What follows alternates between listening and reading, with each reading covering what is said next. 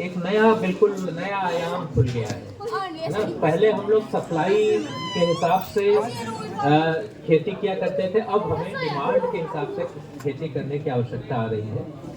अब तेजा सिंह जी होंगे, उनको पता है कि स्वतंत्रता के समय जो मिल जाता था वो खाते थे। आज ये छोटा बच्चा घूम रहा है, इसको भी पता है कि हमको क्या खाना है, हमारे लिए क्या अच्छा है। कौन अभी किस्मवार गेहूं की सेल नहीं होती है, बासमती में तो ये बहुत ही कॉमन प्रैक्टिस है कि किस्मवार ही सेल होती है।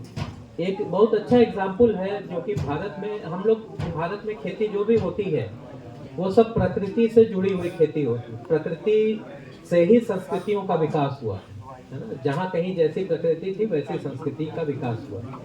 इसी में एक एग्जाम्पल आप लोग को उदाहरण के तौर पे हम बताएं, जो हमारा एक मंदिर है पुरी में, पुरी का जो मंदिर है वहाँ 365 दिन जो है जो प्रसाद बनता है उसमें चावल का ही प्रयोग होता है, लेकिन 365 गांव से 365 अलग अलग किस्मों का चावल आता है ना। और वो किस्मवार अभी पिछले कम से कम नहीं तो सैकड़ों साल से आ रहा है, हमें तो लगता है।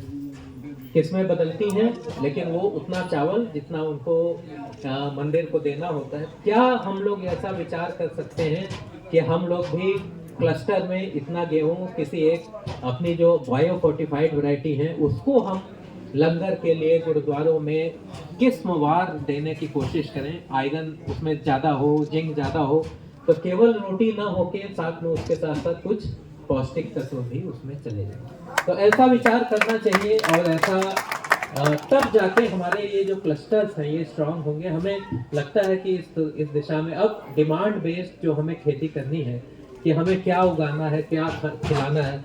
मिलेट उसका बहुत अच्छा, श्री अन्न का इसीलिए प्रचार प्रसार किया गया है, बहुत अच्छा है। हम लोग प्रकृति के साथ साथ जैसे जैसे प्रकृति चेंज हो रही है वैसे वैसे दूसरी खेती चावल और इसके ऊपर शिफ्ट कर गए, तो क्या हम लोग थोड़ा हिस्सा मिलेट का भी लगा सकते हैं।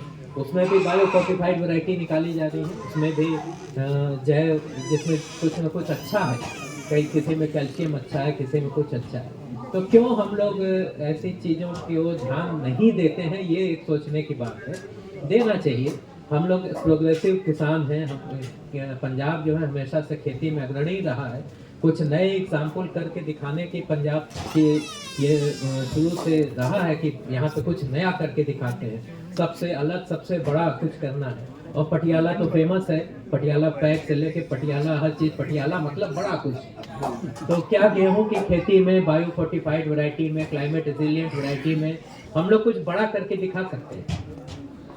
तो क्या बड़ा हो सकता है वो सोचना आप लोग का काम है, कैसे मिलजुल के किस तरीके से 4 5 6 बड़ी ऐसी वैरायटी। आज ड्यूरम का हमने देखा तब ये बात हमें दिमाग में आई, जो सूजी का गेहूँ है, सूजी का गेहूँ भी इसी तरह से बिकता है। ये सूजी के लिए जाता है, सबको पता है। ये पास्ता के लिए जाता है, ये सबको पता है। कौन कौन सा वैरायटी जो है वो जो एक्सपोर्ट में है उनको तो पता है, लेकिन उसके लिए जो पीछे जो कुछ भी ज़रूरत है, जहाँ पे आपको पेस्टिसाइड की क्या उसमें होना चाहिए, गुड एग्रीकल्चर प्रैक्टिस की जो बात होती है उसको किस तरीके से लेना है, कहाँ पे उसको कैसे भंडारण करना है, कैसे उसमें कोई दवा का कितना मात्रा हो सकती है, वो सारी चीज़ों को देखते हुए किस तरीके से खेती को आगे बढ़ाएं कि आने वाले समय में हमारी प्रकृति को भी कोई नुकसान न हो, हमारी संस्कृति भी बनी रहे, और सबको मिला के जितनी विकृतियां हैं खेती में उसको हम लोग दूर करते चलें।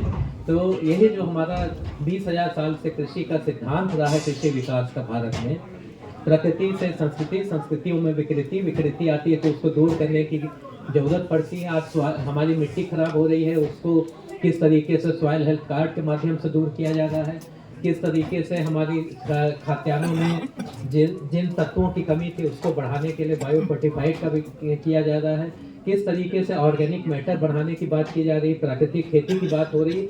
हर तरीके से हम लोग पद्धति अपनी जो है, ताकि हमारे जो ये छोटे छोटे बच्चे घूम रहे हैं।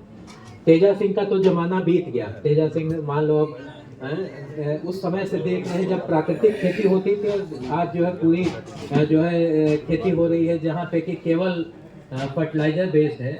ऑर्गेनिक कार्बन कम होता गया, कम होते होते आज 0.2 0.3 पे आ गया, जो कि 1% अगर हो जाए तो अपने आप उपज बढ़ जाए, है ना। तो इन सब चीज़ों को देखना चाहिए। पराली की आज हम रास्ते में देखे बहुत कम, अभी भी कुछ लोग कहीं कहीं जलाते होंगे, लेकिन अब सबको पता है कि पराली से उसको हम लोग प्रबंधन करके अपना ऑर्गेनिक मैटर बढ़ा सकते हैं। अभी एक प्रश्न भी उठा था कि क्या एक बोरी यूरिया डालने से, तो बहुत अच्छा है। पराली रात में पराली गल भी जा रही है, आपका जीरो डिल मशीनें हैं, कम से कम नहीं तो